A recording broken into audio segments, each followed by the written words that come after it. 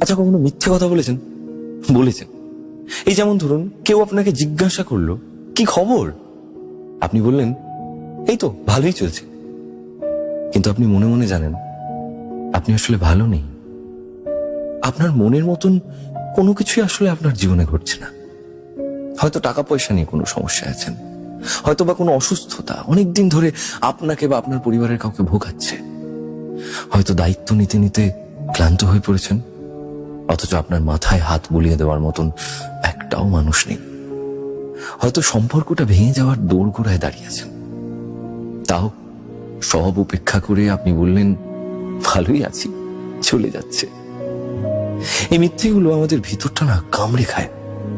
আপনি কিন্তু সত্যিটা জানেন, তাও সত্যিটাকে বারবার এড়িয়ে যান।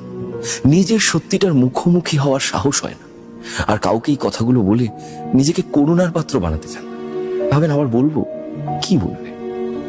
আপনার সত্যিগুলো আপনার মাথার ভিতর একটা কারাগার তৈরি করে রেখেছে।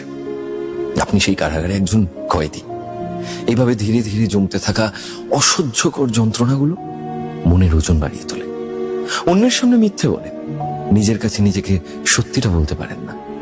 অতএব সব কথাগুলো লুকিয়ে যান।